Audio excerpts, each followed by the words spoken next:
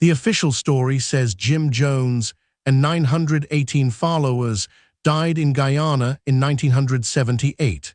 It doesn't say where $26 million went. For 40 years, historians have accepted a neat narrative. Jim Jones, the charismatic cult leader, built a financial empire through fraud and coercion in California.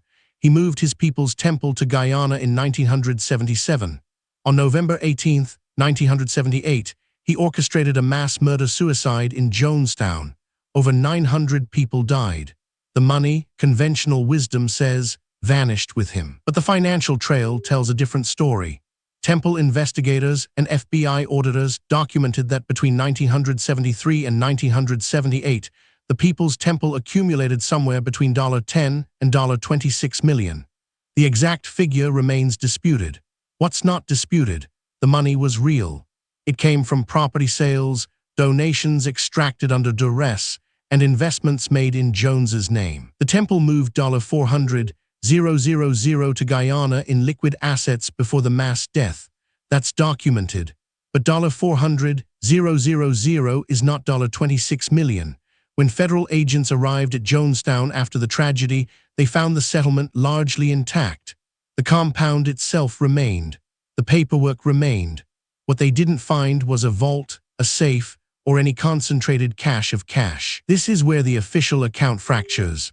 The Treasury Department assumed the money was either spent on compound infrastructure, which it wasn't, at least not in the scale required, or lost in Jones's personal accounts in the United States.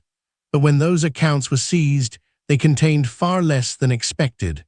The discrepancy was never resolved. What temple defectors later revealed changed the calculation. Several ex-members testified that Jones had moved substantial funds offshore, not to Swiss banks that would have been too visible, but to accounts in Panama, Belize, and the Cayman Islands. These accounts were established under shell corporations and aliases. The transfers happened in 1976 and 1977, right before the Guyana migration. But there's a deeper layer. A 1979 congressional investigation, not the famous House Select Committee on Assassinations, but a separate Treasury probe, uncovered evidence that Jones had moved physical currency to Guyana in the months before November 1978, not via bank transfer, via courier, in suitcases. The logic was simple. Jones knew the end was coming. He'd been threatened with legal action. The IRS was investigating. He was planning either to flee or to die. Moving money into the Guyana settlement made sense to him. It was insurance. It was also, from a financial standpoint, invisible. What happened to that cash after November 18, 1978? The official story says it was absorbed into the estate settlement, distributed to victims' families, but the numbers don't add up. The settlement paid out roughly $7 million to families. Where did the difference go? One theory, supported by declassified State Department cables, suggests that some funds were seized by the Guyanese government.